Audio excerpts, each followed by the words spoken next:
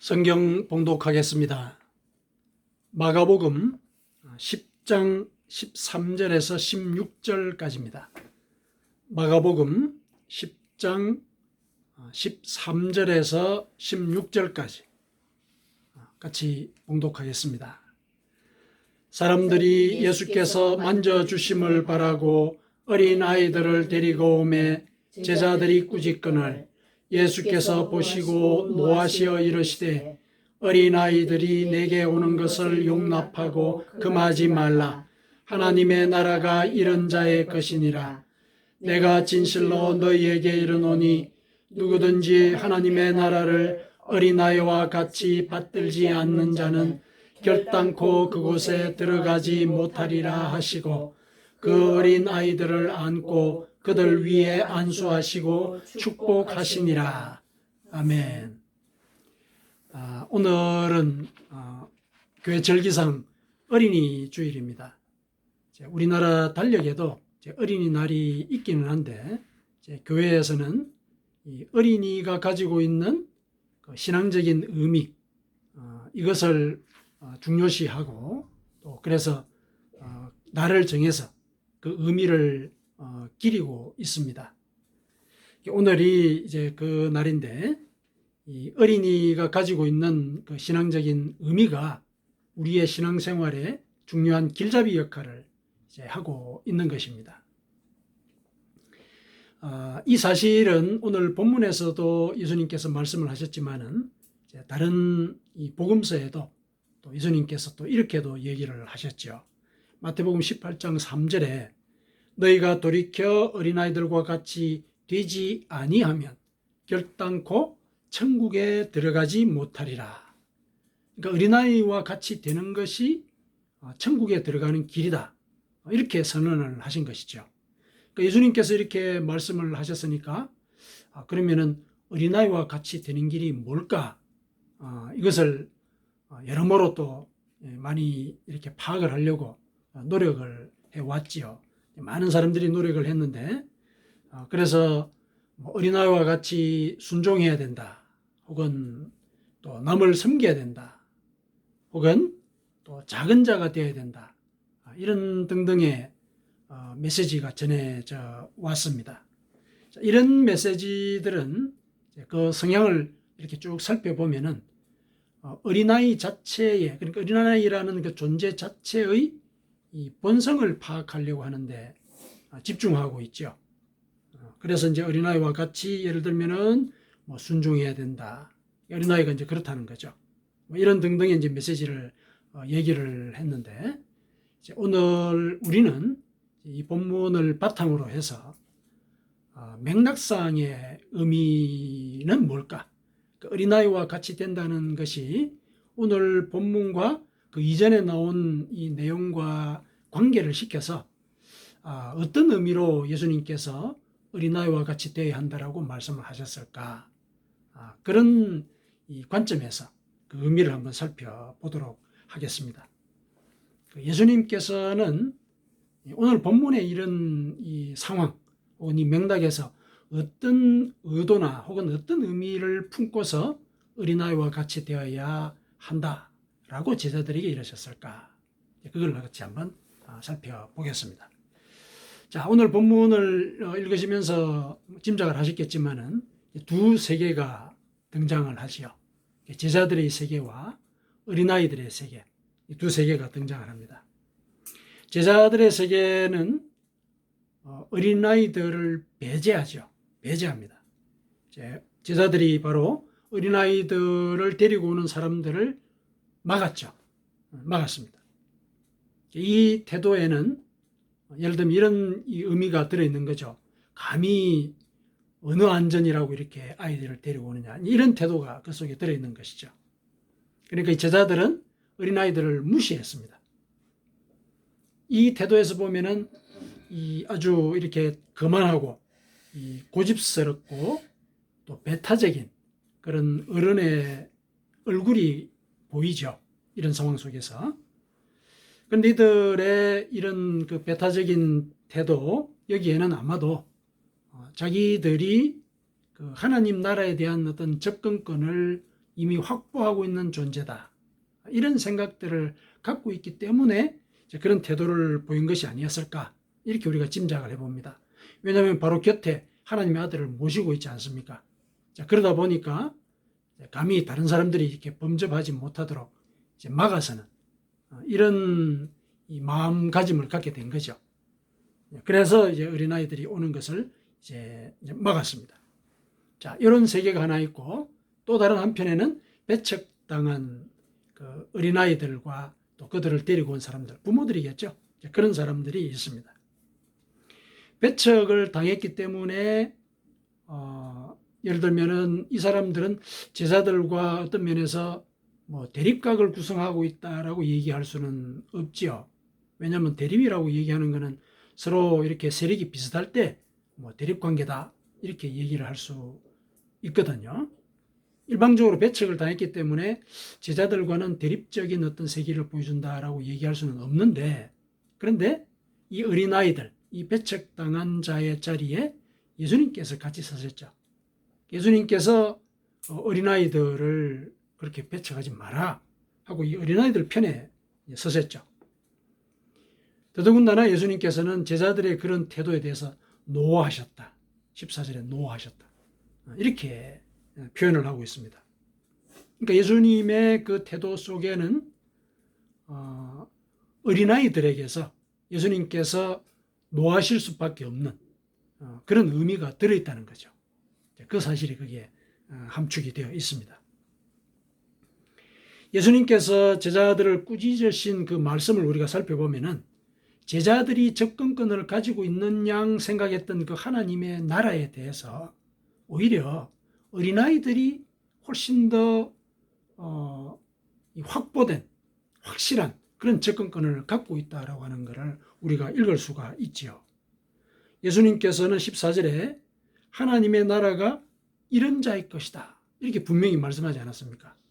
제자들보다는 오히려 어린아이들이 하나님 나라에 대한 접근권을 더 확보하고 있는 것이다, 이렇게 이제 말씀을 하신 것이죠. 여기에 더해서 부연 설명까지 하시죠. 예수님께서 15절에 누구든지 하나님의 나라를 어린아이와 같이 받들지 않는 자는 결단코 그곳에 들어가지 못하리라. 부연 설명까지 하셨습니다. 물론 이 말씀은 어린아이가 천국에 대한 이런 권리, 접근권을 생득적으로 갖고 있다, 이렇게 얘기하고 있는 건 아닙니다. 뭐 예를 들면은 어린아이들은 순진하기 때문에 뭐 죄를 덜 지었다, 그래서 오히려 천국에 더 가깝다, 이런 취지로 말씀을 하신 것은 아니라는 거죠. 인간으로 태어난 이상 서로 경중을 가릴 수가 없는 죄인인 것은 분명한 사실이기 때문에 그렇습니다. 그러면 이 말씀을 어떻게 이해를 해야 되느냐? 이 말씀은 천국을 어린아이처럼 받드는 것, 즉 천국을 대하는 태도가 어린아이와 같아야 한다, 이런 얘기를 하고 있는 것입니다. 조금 아직까지도 명확하지 않은데요.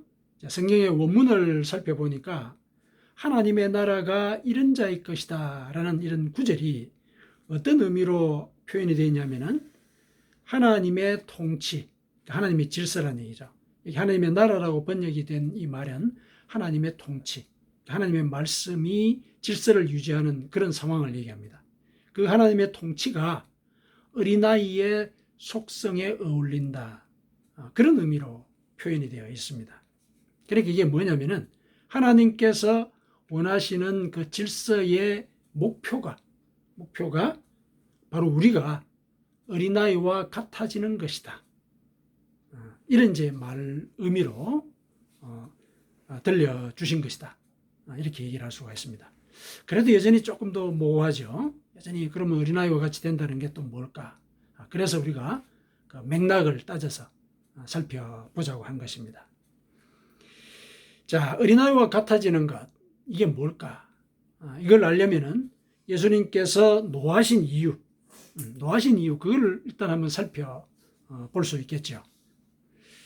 자, 이 상황을 볼 때 조금 전까지만 해도 예수님께서는 제자들의 질문에 대해서 친절하게 답변을 해주시는 그런 상황이 오늘 본문 앞에 계속 전개가 되었습니다. 자, 이렇게 예수님께서 친절하게 제자들에게 얘기를 해주고 있는 그런 상황이었기 때문에 아마 제자들은 이 자기들의 스승이 이렇게 가르침을 주고 있는데 이렇게 외부자가 갑자기 끼어드는 것, 이거는 말씀을 방해하는 거다. 아마 이런 생각을 가져서 그들을 막았을 수 있지 않을까, 뭐 이렇게 생각할 수가 있죠. 왜냐하면 지금 아주 거룩한 가르침이 전개가 되고 있는데 그런 순간도 파가지 못하고 무턱대고 이렇게 다가오는 이런 그 무지, 이런 걸 갖다가 이제 생각해 줄 수 있는 거죠. 그리고 자기들이 지금 집중해서 예수님의 말씀을 듣고 있는데 외부자들이 와서 끼어드니까 이거 굉장히 무례한 일이다. 뭐 이렇게 또 생각을 했을 수도 있고, 또 한편으로는 지금 한창 스승이 말씀을 하고 계시는데 실은 방해한 거잖아요. 끼어들어서. 이게 스승에 대해서 무례한 행동을 한 게 아니냐. 이 스승을 우리가 배려하기 위해서는 이거 막아야 되지 않겠느냐. 뭐 이런 생각들이 아마 복합적으로 얽혀서 제자들은 그 어린아이들의 그 무리를 막았을 수 있었겠다. 뭐 이렇게 생각을 할 수가 있습니다. 그런데 예수님께서는 그들에 대해서 화를 내셨죠. 화를 내셨습니다. 자, 왜 화를 냈을까? 정작 말씀을 하신 분은 괜찮다고 그러시는데 가르침을 받는 사람이 꾸지람을 한 거잖아요. 그러면은 지금 이 가르침을 받고 있는 이 사람들이 뭔가 지금 특권 의식에 사로잡혀 있어서 지금 이런 태도를 보이는 게 아니냐, 이런 것을 예수님께서 이제 파악을 하셔서 제자들에게 꾸지람을 하신 게 아닐까, 이렇게 이제 생각해 볼 수가 있습니다.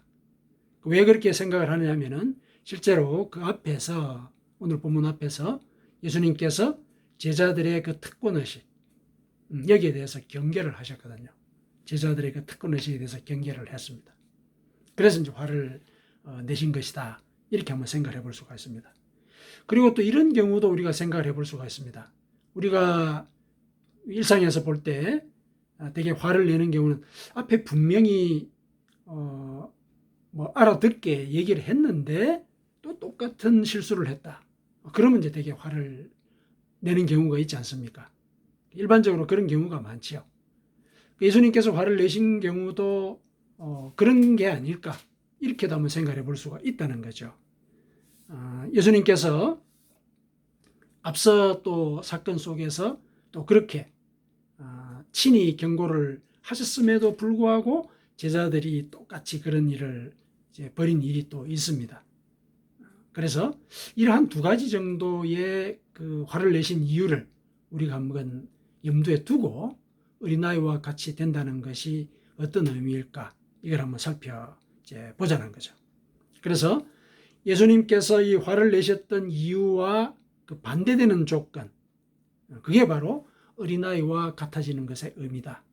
이렇게 우리가 추정을 해볼 수 있다는 것이죠. 자, 첫 번째, 우리가 그 제자들의 특권의식에 대해서 한번 살펴보겠습니다. 제자들은 지금 하나님의 아들을 모시고 있다라는 그 생각에 가득 사로잡혀 있죠. 그래서 자기들은 하나님의 아들을 섬기는 자들이다 라는 그 집단적인 유대의식이 있어요. 자기들만이 하나님의 아들을 지금 모시고 섬기고 있다. 예수님을 통해서 곧 다윗 왕조의 영광이 재현될 것이기 때문에 우리들끼리 그 영광이 재현됐을 때 영화를 누려야 한다. 우리들끼리의 의식이 있다는 거죠. 그들 속에. 그래서 이와 같은 집단적인 유대의식이 있었기 때문에 외부에 대해서는 메타적인 이런 생각을 가질 수 있게 되는 거죠. 왜 이렇게 얘기를 하냐면은 실제로 그런 일이 한번 있었습니다. 예수님께 사랑하시는 요한이라는 제자가 있잖아요. 요한이라는 제자가 있는데 요한이라는 제자가 예수님께 뭐라고 그랬냐면은, 예수님, 당신의 이름으로 귀신을 쫓아내는 자가 있었는데 그 사람도 우리 제자가 아닙니다. 그래서 제가 그러지 말아라, 하지 못하게 이렇게 말을 했습니다. 이런 말이 있어요. 그게 마가복음 9장 38절이에요. 오늘 본문 앞쪽에 9장 38절에 선생님, 우리를 따르지 않는 어떤 자가 주의 이름으로 귀신을 내쫓는 것을 우리가 보고 우리를 따르지 아니함으로 금했습니다. 이렇게 얘기를 한 거예요. 그때 예수님께서는 다 이르셨습니다. 금하지 말아라. 금하지 말아라. 우리를 반대하지 않는 자는 우리를 위하는 자다. 내 이름으로 했는데 그 일을 하고 난 뒤에 바로 나를 비방할 자가 있겠느냐? 그러니까 금하지 말아라. 메타적으로 굴지 말아라. 이렇게 얘기를 하셨어요. 특권의식에 대해서 한번 이렇게 일러주신 것이죠. 그런데 이런 특권의식은 이런 집단 속에서, 제자들의 이 집단 속에서만 이루어지는 것이 아니었고 제자들끼리에서도 이 특권의식이 작용을 했습니다. 제자들끼리 작용하는 그 특권의식이라고 하는 것은 일종의 경쟁의식이죠. 다윗 왕조의 영광이 재현되었을 때 누가 제일 큰 영화를 차지하느냐, 누가 제일 크냐, 이 문제죠. 누가 제일 크냐, 이거는 제자들끼리 속에서도 이 특권의식을 갖고 있었다는 거죠. 그래서 내가 제일 큰 영광을 차지하게 될 거야, 그걸 이제 경쟁을 하는 것이죠. 그러니까 제자들끼리의 이와 같은 경쟁, 이거는 마치 명분 때문에 서로 이렇게 공동전선을 형성하고는 있는데 막상 개인의 이익이 눈앞에 닥치게 되었을 때 이제 그 명분이 위태로워지는 이런 상황, 그거하고 많이 닮았죠. 오늘날과 전혀 다르지 않는 그런 일이 예수님 당시에도 이제 벌어진 것이죠. 그런 이제 내부 속에 이런 갈등들이 있었던 겁니다. 그래서 예수님께서 그들에게 가르침을 또 하나 주셨죠. 그들 옆에 있던 어린아이를 하나 불러서 이제 그들 가운데 세우셨습니다. 그리고 이렇게 가르치셨죠. 마가복음 9장 37절에 누구든지 내 이름으로 이런 어린아이 하나를 영접하면 곧 나를 영접하는 것이다. 그러니까 내 눈에 잘 보이려고 뭔가 이렇게 너희들끼리 경쟁을 해서 눈에 두드러지려고 하지 말고 어린아이를 섬기라. 어린아이를 섬기라는 얘기는 어린아이와 같은 작은 자들, 사회에서 작은 자들, 버려진 자들, 이들을 섬기라. 이들을 섬기는 그것이 나를 섬기는 것이다. 이렇게 얘기를 하신 것이죠. 그러니까 너희들끼리의 특권의식으로 서로 경쟁해서 세속적인 영광을 더 많이 차지하려고 그렇게 하지 말고 어린아이를 섬기듯이 너희 자신을 낮출 수 있어야 한다. 네 자신을 낮춰라. 작은 자를 섬긴다는 게 그런 거죠. 이렇게 가르치셨어요. 이런 내용들을 일러주셨던 것이죠. 자, 특권의식에 관련해서 그런 가르침을 주셨다는 말씀입니다. 그 다음에 두 번째로 또 살펴볼 게 예수님의 경고를 무시한 것, 그것을 또 한번 살펴보십시다. 오늘 본문 직전에 이 바리새인들이 예수님께 질문을 했습니다. 질문의 내용이 뭐냐면은 율법상 이혼이 가능합니까? 이거 물은 거예요. 율법상 이혼이 가능합니까? 왜 이들이 이런 질문을 했느냐 하면은 이제 예수님의 생각을 떠본 뒤에 시비를 걸려고 그런 거죠. 그러니까 율법도 제대로 모르는 사람, 뭐 이렇게 이제 시작을 하려고 그런 거죠.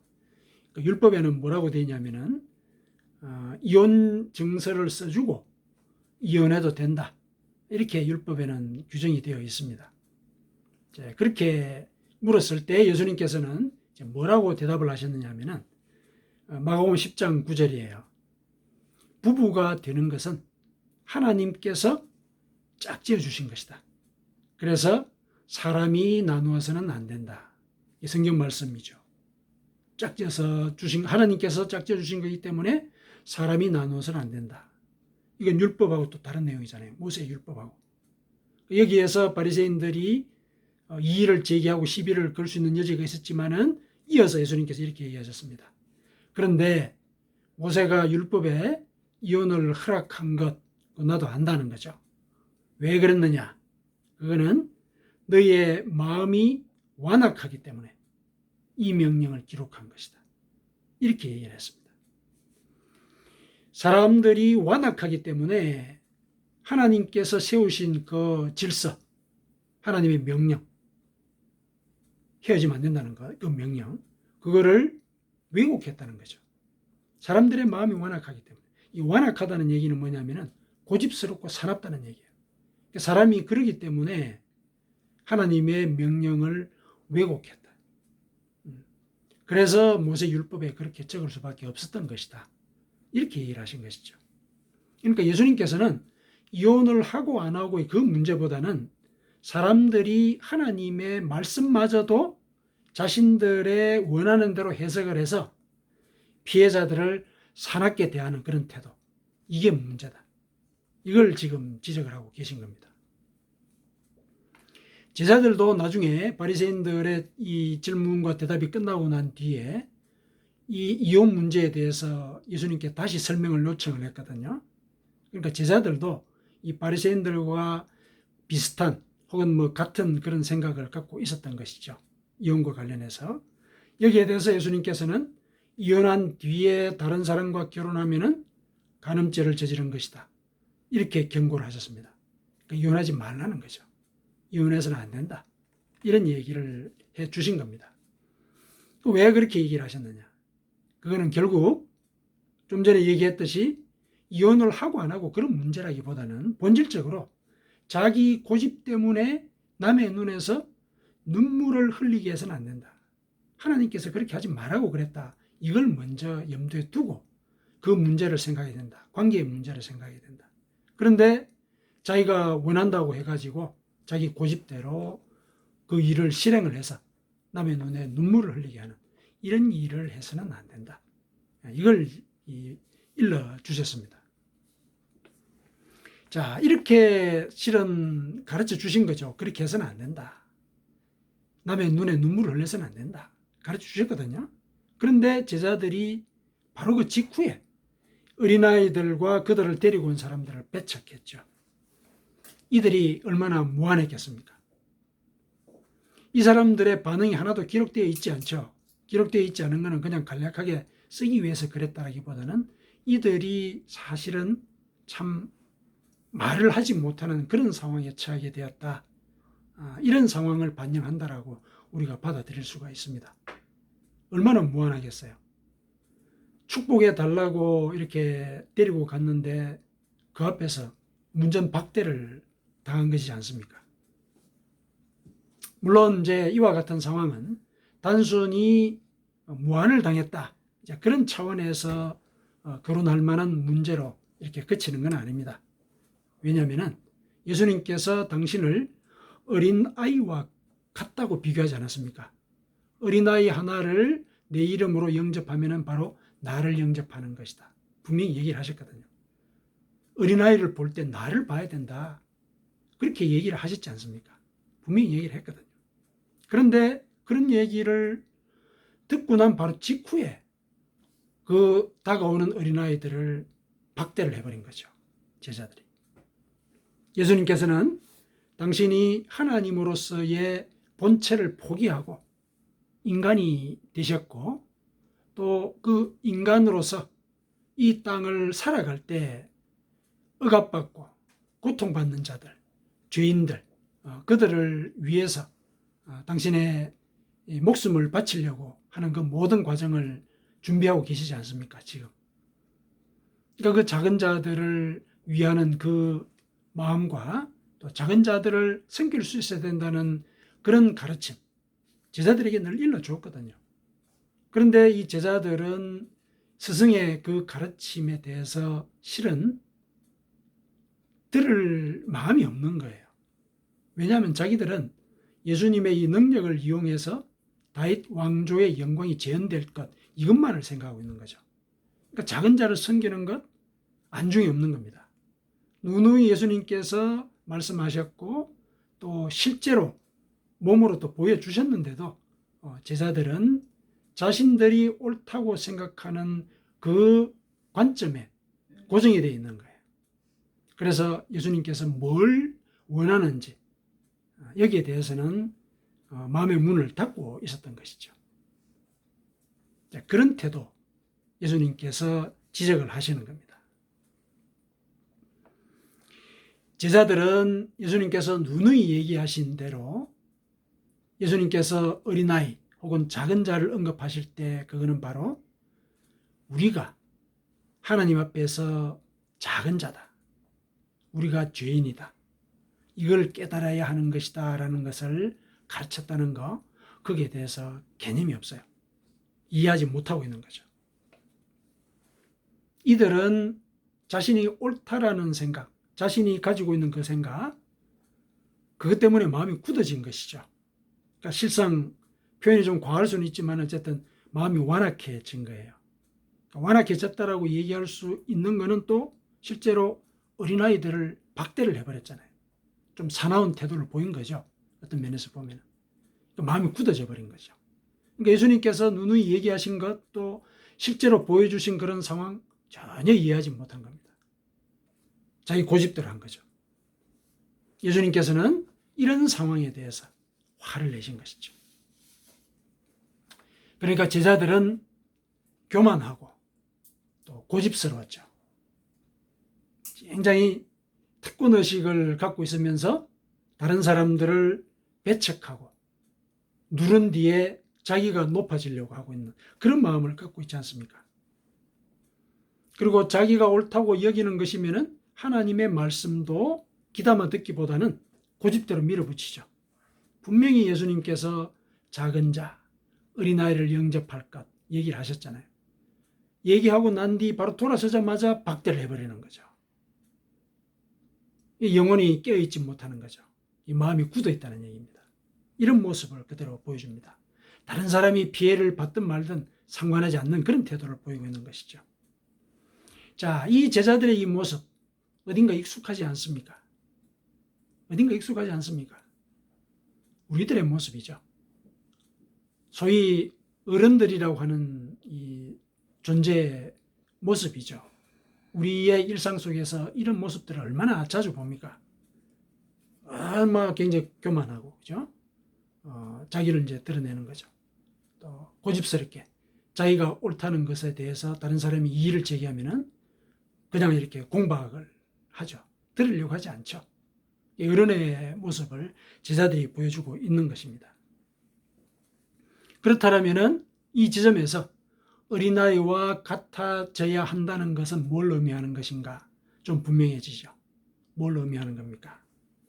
이러한 어른들의 태도를 버려야 한다. 버려야 한다. 이거를 예수님께서 일러주고 계시는 거죠. 물론 앞서도 얘기를 했지만은 어린아이가 본질적으로 그러면은 순진하냐? 본질적으로 순종을 잘하냐? 혹은 고집을 피우지 않느냐? 이런 차원에서 접근한다면은 거기에 대해서는 또 동의하기가 조금 어렵죠. 요즘 보도를 보면은 어린아이들이 어른들보다도 더 영악하고 또 더 이렇게 가혹한 일들을 저지르는 그런 경우들이 있지 않습니까? 이거는 이제 어린아이들이 경험이 적기 때문에 이제 그런 태도를 보이는 것이거든요.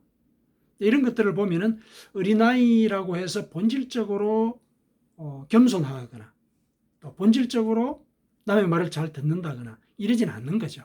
그러진 않습니다. 그러면은 어린아이와 같아지게 된다. 이거는 그러면은 뭘 얘기하는 것이냐? 뭘 얘기하는 거냐? 이거는 어린아이의 어떤 본질적인 속성, 이걸 배워야 된다. 이런 차원의 문제가 아닌 거죠. 이런 차원의 문제가 아니라는 거예요. 오히려 그들에게 영향을 끼치는 어른들의 그런 습관, 그러니까 아이들에게 반영되어 있는 어른들의 모습, 그렇게 잘못을 저지른 아이들도 결국 어른들의 영향이지 않습니까? 사회가 그렇게 굴러가고 있으니까 그걸 보고 아이들이 따라하는 것이죠.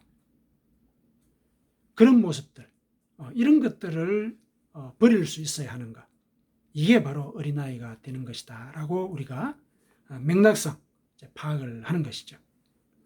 그래서 이러와 같은 어른들의 모습을 교정할 때 우리도 하나님의 나라를 하나님의 말씀대로 받들 수 있게 된다는 것, 이게 바로 예수님께서 의도하신 그런 뜻이다라는 것, 이걸 우리가 파악을 해야 됩니다. 자, 그러면은 어떻게 고쳐야 합니까? 어떻게 고쳐야 합니까? 어린아이들을 데리고 온 사람들의 그 행동에 그 길잡이가 놓여 있습니다. 이들은 예수님께서 만져주심을 바라고 어린아이들을 데리고 왔다 이랬습니다. 13절에 그렇게 되어 있죠. 예수님께서 만지신다라는 것은 안수하고 축복한다는 뜻입니다. 예수님의 은혜를 바랐다는 거죠. 우리도 그렇지 않습니까? 그러니까 누군가가 내 호의를 바라면서 진심으로 다가올 때 우리가 그 사람을 위해서 일을 하지요. 마찬가지입니다. 하나님께서도 우리가 은혜를 받기를 바라면서 다가올 때 하나님의 나라를 열어주십니다. 우리는 하나님의 은혜를 바라야 합니다. 하나님의 은혜를 바라야 한다.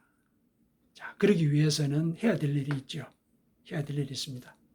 먼저 우리가 하나님의 은혜가 필요한 자라는 인식, 그게 필요하죠.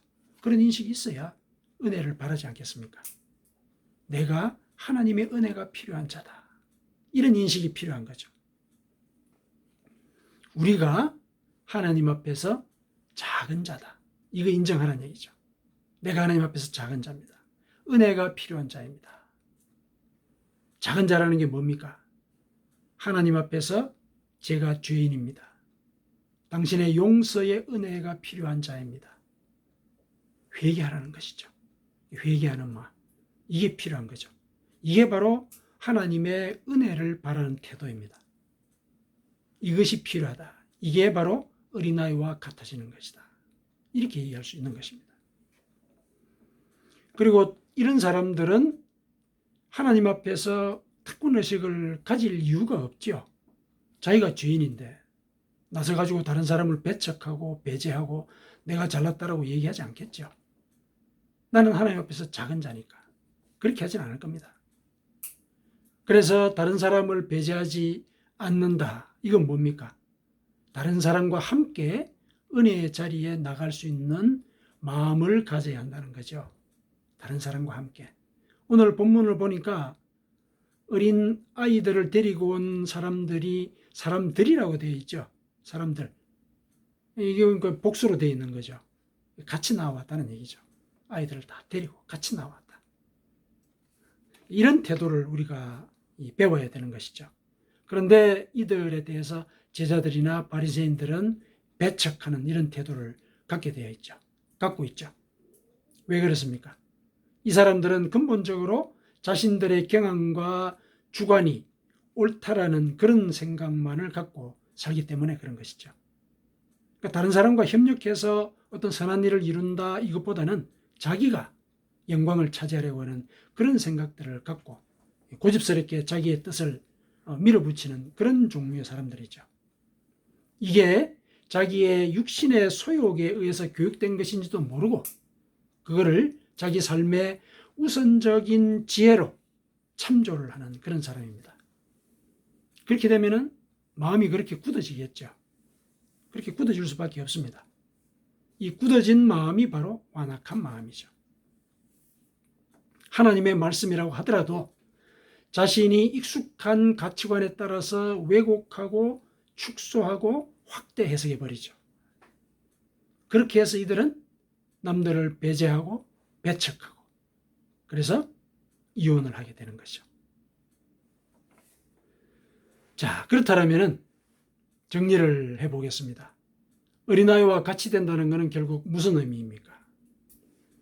예수님께서 화를 내면서 지적하신 어른들의 행위를 버리는 것입니다. 교만하고 자기만이 옳다는 고집스러운 태도를 버리는 것입니다.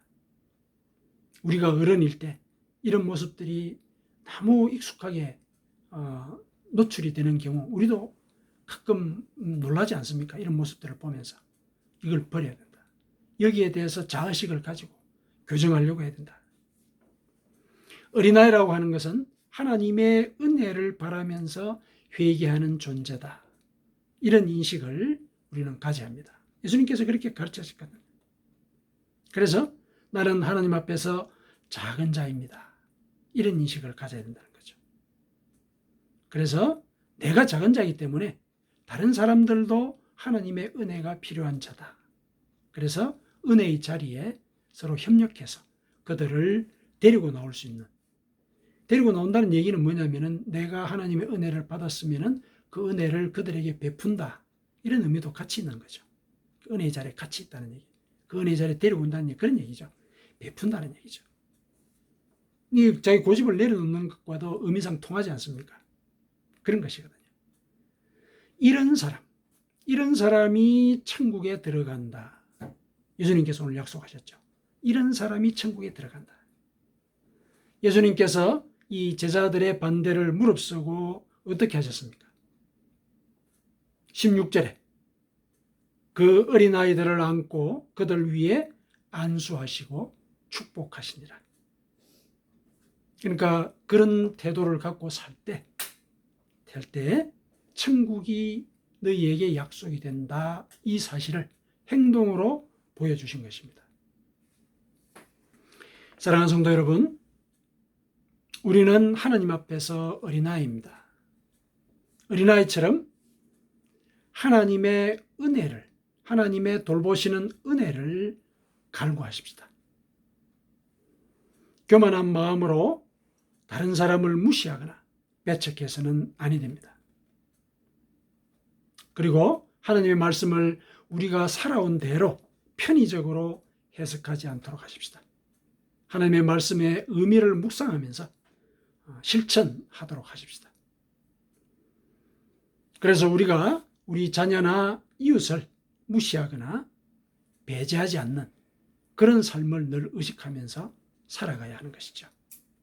그들의 실수나 또 약함에서 내 자신의 실수와 약함을 발견하고 그들을 위해서 기도해 주십시다. 그렇게 하면 하나님께서 우리를 안고 안수하신 뒤에 축복하실 것입니다. 아멘.